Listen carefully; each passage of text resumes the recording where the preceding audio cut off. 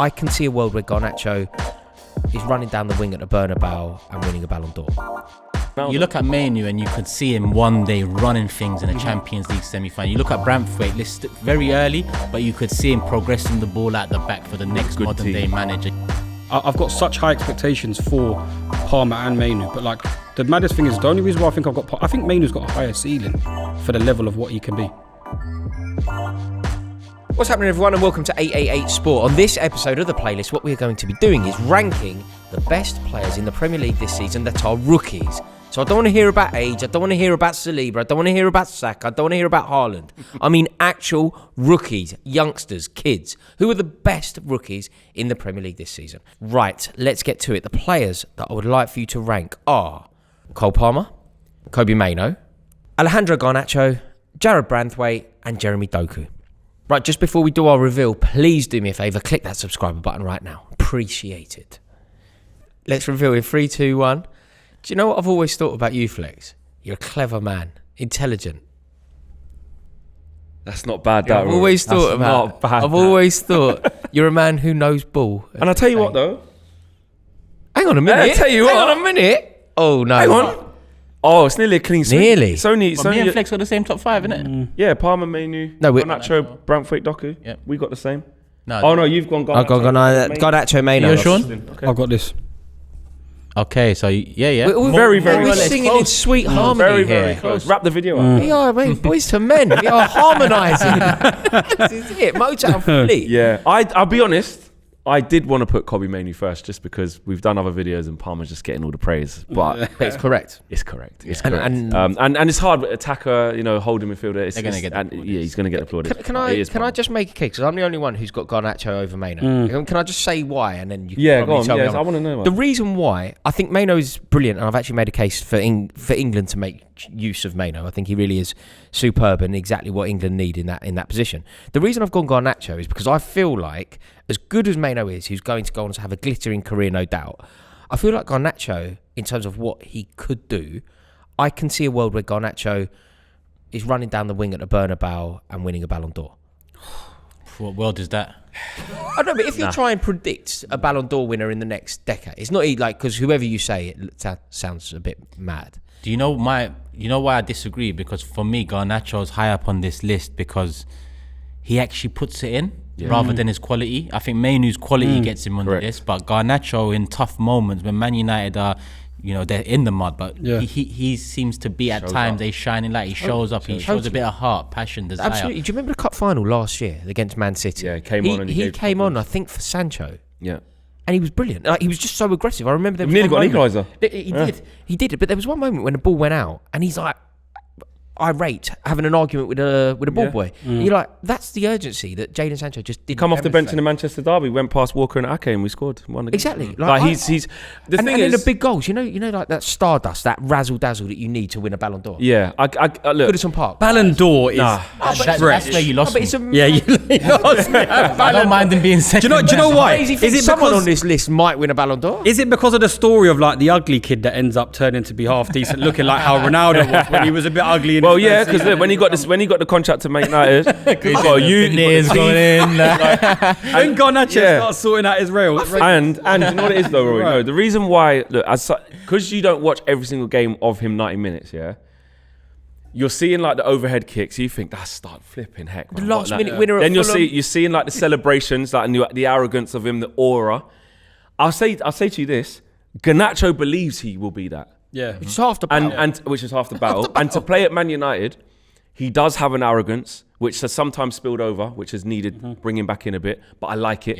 Yeah. He's got a bit of an arrogance and an aura about him, where he goes, "I'm him." Why is this Mason Mount guy got that 7?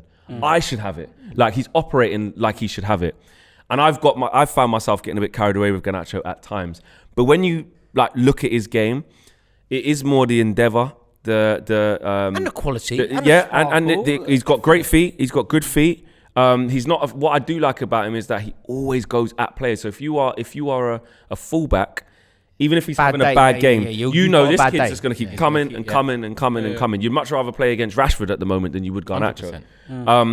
But in terms of is he doing things now with the ball where I look at him and just think, Jesus Christ, that's out of this world what he's doing with his technique and his skill and the way he breezes past people. Not so much. It's more like what Turkey says. That's the best goal I've ever seen. No, 100%. No, 100%. Mate, Manuel Figueroa scored one of the best goals we've ever seen for Wigan. That was just a pun. It's literally the best. On the Richter scale of bicycle kicks, Trevor Sinclair against Barnsley was the Richter scale, right? It's unbelievable. It's running the wrong way. Yeah, it's incredible. And he even tried it the next week and went way over. But the fact that, again, that's what I'm saying. He in his head, he's the next Ronaldo. Yeah, in his head, he's the next in my Ronaldo. head, I think that's a little bit our rate. I don't know. We got to let him cook. We got to let him cook, man. I think it's way too early to start saying things like that. But that's the whole game. And his thing is, he came from Atletico Madrid as well. Could I see him later on down the line? The thing is, he's got to be good enough to prove he can mix it with Vinicius Junior and Rodrigo and whoever, Mbappe by the time in the next 3 to 5 years. So he's got a lot of developing to do. But as it stands, in year 2, he's been so available. When we played against Bournemouth and drew 2-2, that was his 30th consecutive start. And again, you talk about the senior players at Man United not doing their jobs, where these young kids have to come in and do it now with no bedding in periods, like I was talking about Rasmus. This kid was only coming off the bench in flashes here and there last season. The challenge for him this season was, how can you impact games from the start? Yeah. He's done that. He's a left winger. Rashford's been playing so shit on the left wing. Tried to put him out onto the right wing. Rashford can't do it. Garnacho, mate. And Anthony's rubbish as well. And Sancho's cussed out the manager's not here anymore. Can you go on the right wing when that's not really where you play and do a job for us every single game? Yeah, no problem, boss. Yeah. So he's been unreal. He's been unreal. But you've got Mainoo, despite all that. But I'm gonna get. You know what it is when I look at the list? Garnacho, I'd put more in the Doku bracket, whereas for great clubs, I'd see them more as wild cards in different ways. But Palmer, Mainoo, and Braithwaite, their profile could be starting players at great clubs. But Garnacho is twice a player Doku is. We agree on that, do we? I wouldn't say twice. No, I wouldn't say twice. I wouldn't. Different. Really? Different. Yeah, I wouldn't say twice. Doku's so uninspired. He's overrated. He's a bottle of fizzy overrated. pop. You shake, you don't know what he's going to do. But for what he does, he's very good at it. Yeah. Yes. He's very good. Like, wild card. Yeah. Man City is like, you've got one player that's on that side, Jack Grealish, technical, cuts inside, looks for the pass inside, looks for the shot inside. Doku is going to torment you down that line, and it's very hard to stop him. Yeah. You'd have to be a top class. I think it's actually quite an indictment of Guardiola, isn't it? Is it an indictment of Guardiola making mistakes that, at least on my list, you've got Palmer, who they let go top, and Doku, who they signed as a replacement, at least in the squad, if not a direct replacement, bottom. But it's just that they're different types of players. I think with Doku, I think we're at at Man City, like what Sean's saying, it's such a different way of playing. He just gives this air of freshness, which is why when he came in, we were pretty much saying, how fantastic is it to see somebody who just doesn't give a crap about formations and holding this shape and doing all that rubbish. I'm a winger. I'm an old school winger. I get the ball. It's my job to beat my man and get a crossing, or beat my man and shoot. That's what a winger is supposed to do. 4-4-2, left and right wing. Is it unfair to bring up Adama Traore when you look? Yes, because he's pony. It's not. He's got nowhere. He's got zero. It's not. I think Doku's just a bit better. Bit better. Yeah, but he is better though. And there was a time when Adama Traore was really highly rated. Yeah. Remember that season with him and Jimenez? Yeah. But when you look at his numbers, metric, he hardly ever scores. He don't really. It's just that he always runs past people. It's the star quality, I think, for more of the fact of the players that like even Turks touched on. It's about the profile of the players of going into starting 11s. I feel like they're more star quality of potential in the future. But you see, star quality, I feel like that's Garnacho, maybe more so than all of them. But that's because of his aura, though. Yeah, because of his aura. He's always posting up the thing doing Ronaldo. Oh, look at me! I've got my top off. I'm in recovery. He does the Ronaldo thing, even though he's Argentinian. But he loves Ronaldo. You look at Mainoo and you could see him one day running things in a Champions League semi-final. You look at Braithwaite, very early, but you could see him progressing the ball at the back for the next modern day manager. You look at Palmer, exciting talent, attacking Braithwaite goals, could be the next assists, technical ability. Yeah, with Garnacho and Doku, I think they'd complement a great first 11 rather than them three who would be part of a great first 11. So we've all got Palmer top. How good do we think Jarrard Braithwaite is? He looks good. He's got all the attributes. Tall geezer, quick, good with his feet. Both feet, yeah. Do you think he'll get the big move this summer? Like they're on about Manchester United, aren't they? Yeah, 100%. Because and we are in dire straits at England for left-sided centre halves. Yeah, true. And he fits that bill. Yeah. Just a year too early, though, isn't it? Yeah. like for this Yeah. tournament. But he'll be in the squad. Yeah, definitely. He'll be in the Who we squad got there? for that. Yeah, exactly. Come on, we've got Mark No, Brady coming and all I know, but it just won't be him, will it? Like, Yeah. he's never played for England. Yeah, I know. You know, he didn't get a game in the You know last. Harry Maguire is Harry Maguire, you know what I mean? Brilliant for England. Starting order. Yeah. I mean, never let us down. Well, until he Never does. let us down, mate. You know what I mean? But just on Mainoo, can we just Yeah, let's do discuss? Mainoo. Yes. Absolutely. You've all got him second. Kobbie Mainoo, look, I've tried many times as a United fan to not, because what you don't want to do is your club's in disarray for many, many years, and we all look for a saviour, don't you? You all look for the one who's going to change it all. And this kid comes in, and it was the plan for him to come in. I know, like, people who don't watch Man United will think this kid come from nowhere. Like, on tour, like, he was starting all the games. The plan was for him to start, and he got injured against Real Madrid.